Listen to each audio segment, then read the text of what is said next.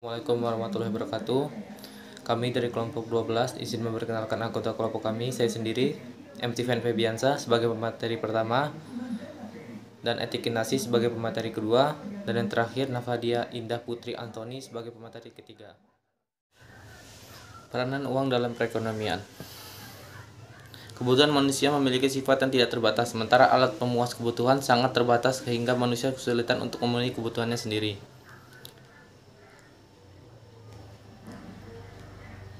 Tahap perdagangan barter. Sistem barter ini merupakan tingkat kedua dari perkembangan perekonomian. Barter adalah pertukaran atas suatu barang terhadap jenis barang yang lain.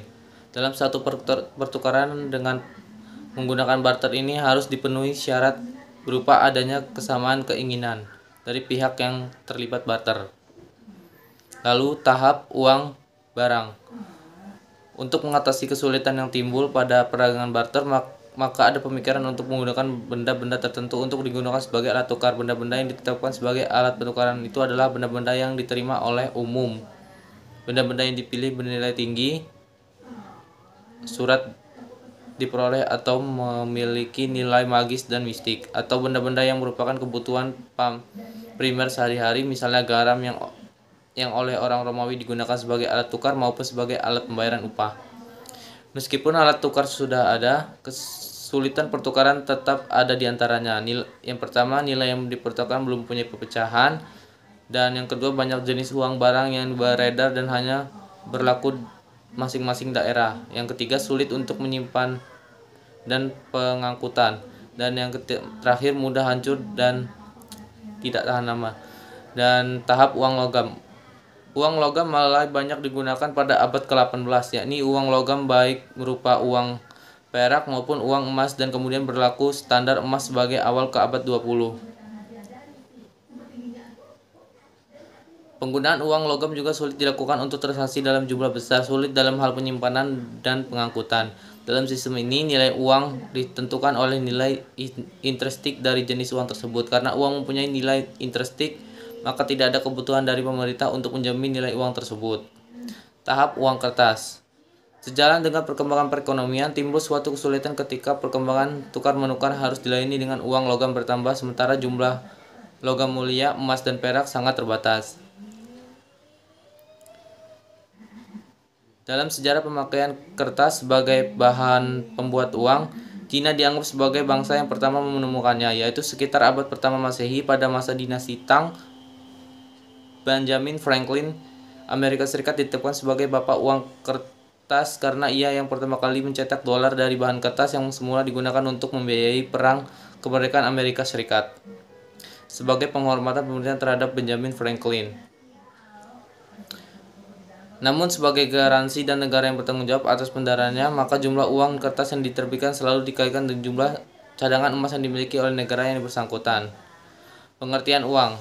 Yang pertama, A. C. Pigow adalah dalam bukunya The Value of Money di tahun 1950-an mengatakan bahwa yang dimaksud uang adalah segala sesuatu yang dipergunakan sebagai alat tukar. Dan ada yang lain seperti D.H. Robertson dalam bukunya Money 1922 mengatakan bahwa uang adalah sesuatu yang diterima dalam pembayaran untuk mendapatkan barang-barang, dan masih banyak yang lainnya. Fungsi dan tujuan memegang uang. Uang sebagai alat tukar menukar. Dalam sistem pertukaran barter uang masyarakat adanya double coincidence.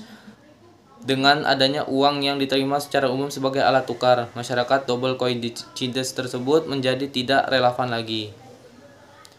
Dan yang kedua, uang sebagai standar atau ukuran pembayaran yang tertunda, atau bisa disebut dengan standard for different payments. Lalu, defisit anggaran dan kebijakan moneter. Defisit anggaran diambil dari buku Kebijaksanaan Fiskal dan Moneter 1933 karya Umar Basalamin. Secara umum, defisit adalah situasi pengeluaran lebih besar dibandingkan pemasukan dalam hal keuangan, baik dan lingkup suatu organisasi maupun negara. Defisit juga bisa diartikan kekurangan keuangan dalam kas sebagai akibat pengeluaran yang lebih besar daripada penghasilan. Keadaan defisit suatu negara bisa ditutupi dengan memaksimalkan berbagai sumber keuangan negara, baik dalam maupun luar negeri. Faktor penyebab defisit: daya beli masyarakat rendah, lemahnya nilai tukar mata uang, pembiayaan pembangunan, realisasi dari rencana, pemotongan biaya dari suatu program.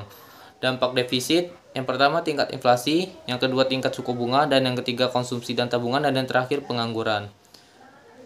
Cara mengatasi defisit anggaran bisa seperti rasio pajak dan tingkat kepatuhan pajak di Indonesia bisa menghindari atau mengatasi defisit anggaran.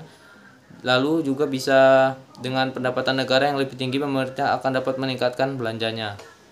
Lalu kebijakan moneter. Kebijakan moneter adalah manipulasi suplai uang dan tingkat suku bunga untuk menstabilkan atau menstimulasi ekonomi. Dalam ekonomi modern, kebijakan moneter adalah mekanisme yang ampuh untuk menangani resesi dan mengurangi pengangguran melebihi kebijakan fiskal.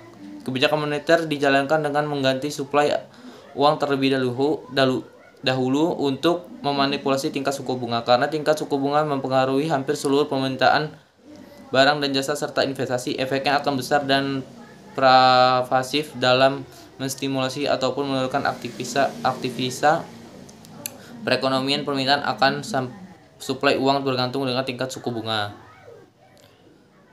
Selain itu, konsep utama kebijakan moneter adalah bahwa tingkat suku bunga yang lebih rendah akan menyebabkan konsumsi dan investasi yang lebih tinggi, sehingga meningkatkan tingkat permintaan agregat. Tingkat suku bunga yang lebih rendah akan menstimulasi tingkat konsumsi dengan cara membuat pinjaman dari uang untuk membayar tempat tinggal dan kendaraan semakin menarik.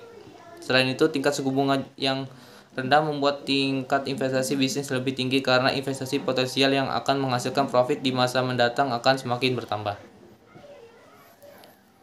Assalamualaikum warahmatullahi wabarakatuh. Perkenalkan, nama saya Eti Kinasi dengan NPM 1951020316. Di sini saya sebagai pemateri kedua akan menjelaskan tentang tinjauan umum sistem finansial. Sistem keuangan atau financial system didefinisikan sebagai suatu sistem yang terdiri dari sistem moneter dan di luar sistem moneter. Sistem moneter terdiri dari otoritas moneter yang mempunyai kemampuan untuk menciptakan uang primer dan bank-bank pencipta uang giral. Sedangkan lembaga-lembaga keuangan lainnya termasuk kelompok di luar sistem moneter. Sistem keuangan adalah suatu sistem yang sangat penting untuk mendukung kemajuan pada sektor real di Indonesia. Dan keberhasilan sistem keuangan di suatu negara tergantung bagaimana suatu lembaga keuangan dalam menjalankan tugasnya, terutama di sektor perbankan. Karena di dalam sistem keuangan di Indonesia, institusi keuangan perbankanlah yang memiliki peran penting dalam mempengaruhi kestabilan sistem keuangan. Institusi keuangan yang terdapat pada sistem keuangan terdiri dari lembaga keuangan perbankan yang berfungsi sebagai intermediasi dari tabungan seseorang kepada orang lain dalam bentuk investasi. Dan juga ada lembaga non-bank. Stabilitas sistem keuangan di Indonesia tidak seluruhnya menjadi wewenang Bank Indonesia.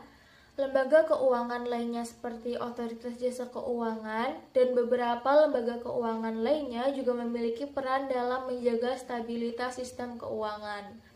Oleh karena itu, harus dibuat sebuah kerangka kerjasama antara Bank Indonesia dengan lembaga keuangan lain agar tidak terjadi gesekan antara masing-masing lembaga keuangan. Indeks stabilitas keuangan digunakan untuk memantau kondisi sistem keuangan suatu negara.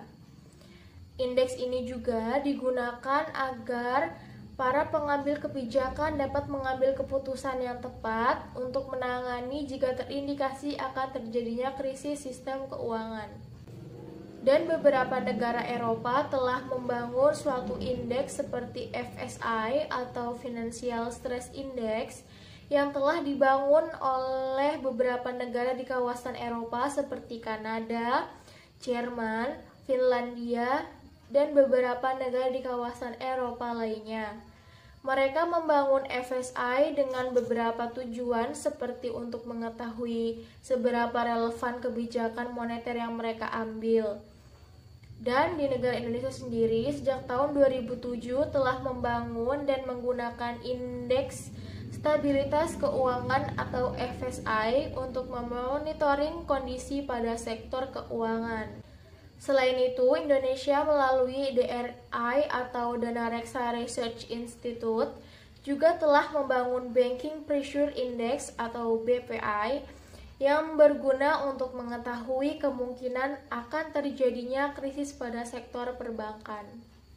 Dan juga sistem keuangan memainkan peran penting dalam meningkatkan pertumbuhan dan kesehatan perekonomian suatu negara secara berkelanjutan dan seimbang, serta sistem keuangan berfungsi sebagai fasilitator perdagangan domestik dan internasional, memobilisasi simpanan menjadi berbagai instrumen investasi, dan menjadi perantara antara penabung dan investor. Sekian penjelasan dari saya, kurang lebihnya saya mohon maaf. Saya akhiri, wassalamualaikum warahmatullahi wabarakatuh. Assalamualaikum warahmatullahi wabarakatuh. Perkenalkan, nama saya Fadia Indah Putri, MPM 1951020389. Di sini saya pemateri 3 akan menjelaskan tentang definisi uang dan pengukuran uang. Definisi uang dari uang adalah segala sesuatu yang dapat digunakan sebagai alat tukar. Alat tukar sendiri dalam ekonomi memiliki makna segala sesuatu yang diterima oleh masyarakat secara luas sebagai alat pembayaran dalam proses penukaran barang dan jasa. Sementara uang dalam pandangan ilmu ekonomi modern memiliki makna yang sangat luas. Uang merupakan segala sesuatu berwujud benda yang diterima secara umum untuk menjelaskan pembayaran transaksi jual beli